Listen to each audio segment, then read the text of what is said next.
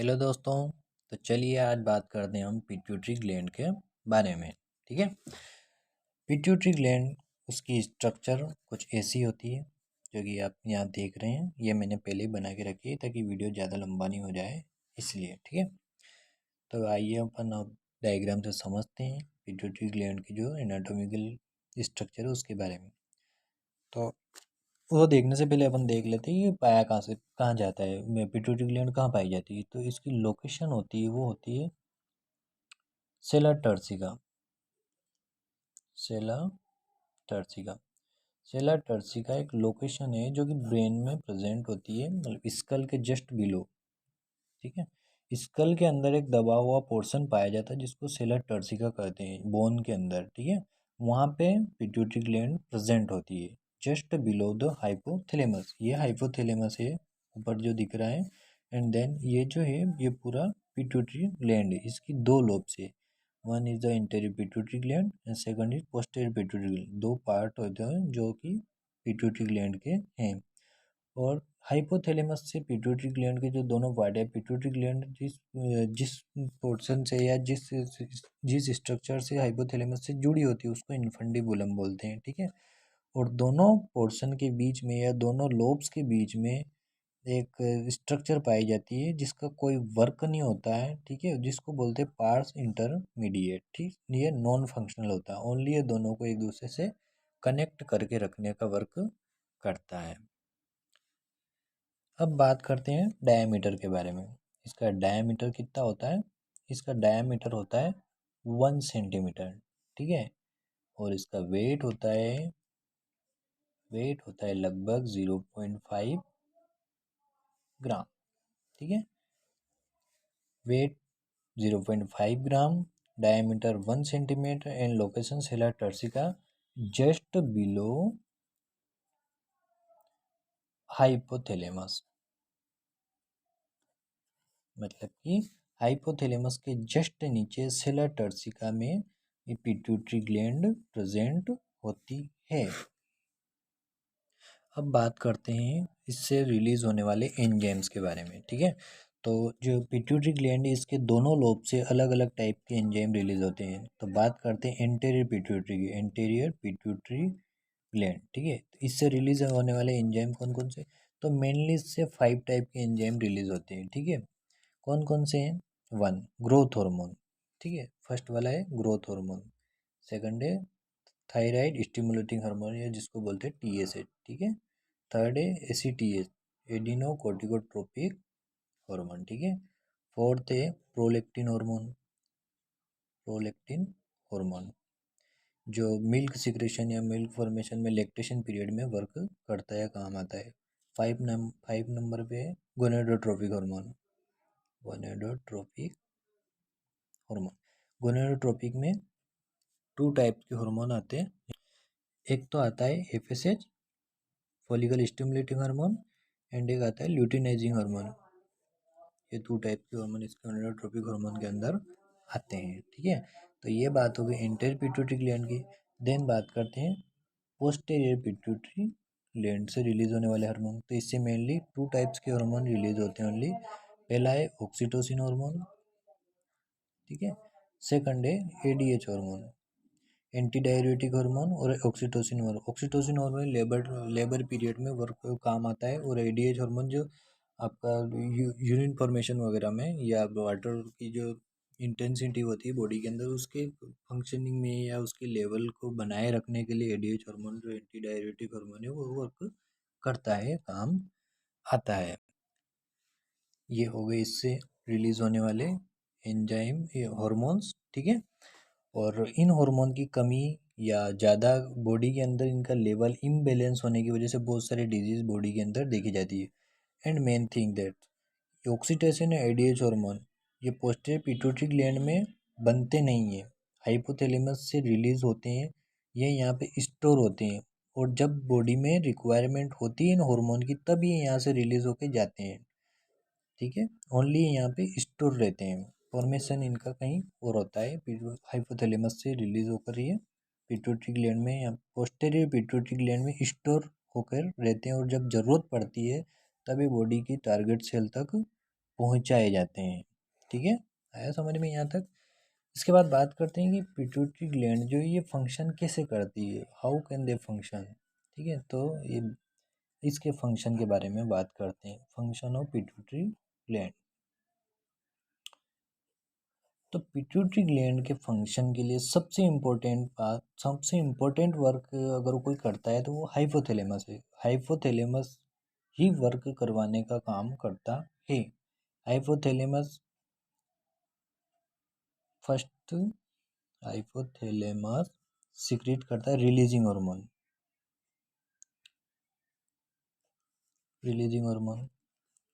Pituitary gland stimulate, pituitary gland stimulate, hypothalamus releasing hormone secrete करेगा। Releasing hormone pituitary gland को hormone का secretion के लिए message send करेगा। फिर पिट्यूटरी ग्लैंड से हार्मोन रिलीज होगा, हार्मोन रिलीज होगा, हार्मोन रिलीज होकर कहाँ जाएगा, ब्लड में जाएगा, ब्लड स्ट्रीम में पहुंचेगा। ठीक है, ब्लड स्ट्रीम, ब्लड स्ट्रीम में हार्मोन का लेवल इंक्रीज होगा, हार्मोन का लेवल ब्लड में इंक्रीज हो गया। जब ब्लड में हार्मोन का लेवल इंक्रीज हो जाएगा तब यहाँ से एक नेगेटिव फीडबैक जाएगा हाइपोथैलेमस के पास। कहाँ जाएगा, हाइपोथैलेमस के पास। क्यों, क्योंकि ब्लड के अंदर हार्मोन का लेवल बढ़ गया है, ज़्यादा हो गया है, तब फिर नेगेटिव इफेक्ट पहुंचेगा हाइपोथैलेमस के पास, तब वो करेगा डिक्रीज का काम, डिक्रीज। जो हार्मोन का जो रिलीज हो रहे थे उनको डिक्रीज करने का काम करेगा हाइपोथैलेमस। हाइपोथैलेमस के पास मैसेज पहुंचेगा, नेगेटिव इफेक्ट के पास पहुंचेगा, तब वो रिलीजिंग हार्मोन को इनिबिट करेगा और पिट्यूटरी ग्लैंड पर वो मैसेज पहुंचेगा। फिर पिट्यूटरी ग्लैंड हार्मोन को हार्मोन रिलीजिंग को इनिबिट करेगा, जिससे कि हार्मोन का रिलीज कम हो जाएगा, स्लो हो जाएगा। और जब वो कम हो जाएगा तो ब्लड स्ट्रीम में भी हार्मोन की मात्रा कम हो जाएगी। ठीक है, तो उसका हार्मोन लेवल डिक्रीज हो जाएगा। जब डिक्रीज हो जाएगा और ज़्यादा डिक्रीज हो गया, या फिर बॉडी की जो सेल है, टिश्यू है, जहाँ जो हार्मोन की ज़रूरत थी वहाँ अगर उसकी ज़रूरत पूरी हो जाती है, ठीक है, वर्क उसका वर्क कंप्लीट हो जाता है, या टारगेट सेल जो फिजियोलॉजिकल फंक्शन है वो कंप्लीट वर्क करने लग जाती है, एक वैल्यूबल या एक नॉर्मल वैल्यू जो होती है हार्मोन की उस वैल्यू पर, तब जाके फिर ब्लड स्ट्रीम में जो हार्मोन लेवल है अगर वो कम हो जाता है, तब फिर यहाँ से एक पॉजिटिव इफेक्ट पहुँचता है हाइपोथैलेमस तो वापस, कि वापस से मतलब हार्मोन जो है उसका लेवल कम हो गया है तो वापस से हार्मोन की ज़रूरत है।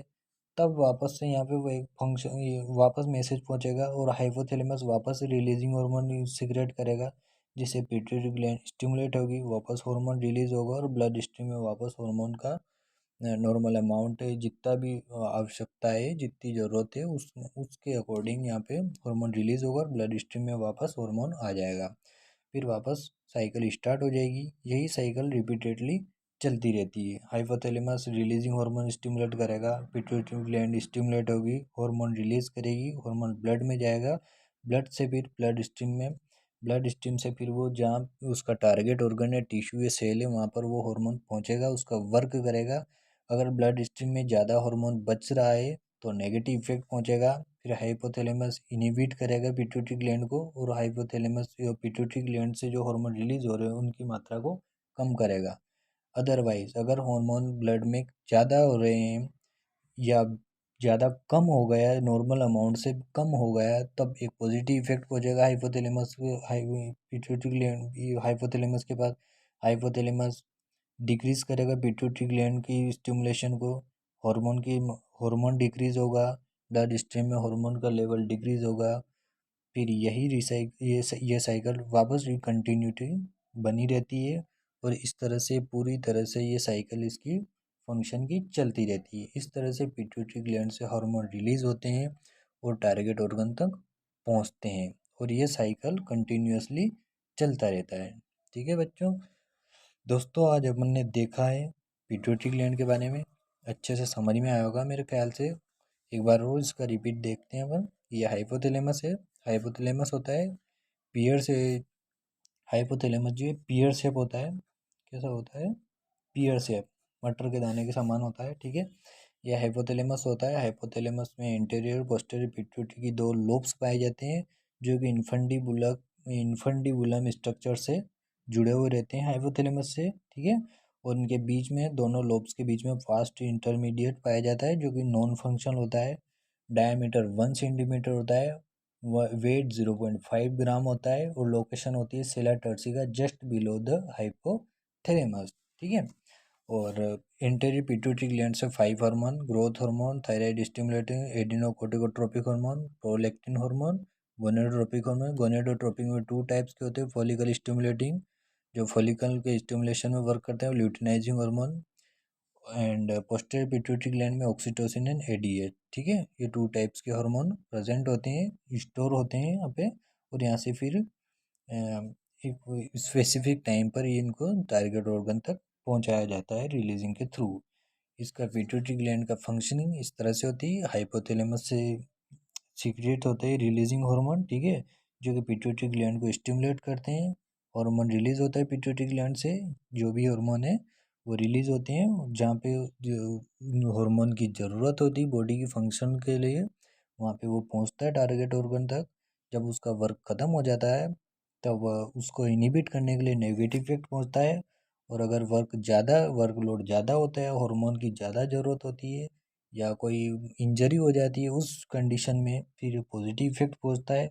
और ये साइकिल इसी तरह से हाइपोथैलेमस और पिट्यूटरी ग्लैंड का दोनों का कॉम्बिनेशन में ये पूरा पूरा साइकिल चलता है।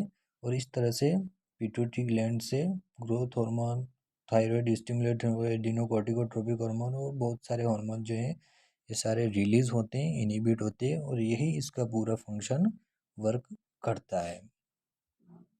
तो आई थिंक आपको बहुत अच्छे से समझ में आया होगा। अगर इसके बावजूद आपको अगर कोई डाउट रहता है तो आप मुझसे पूछ सकते हैं। और आपको कौन से टॉपिक पे वीडियो चाहिए आप मुझे कमेंट में बताना, मैं आपको उस टॉपिक पे वीडियो आपको बना के बताऊँगा।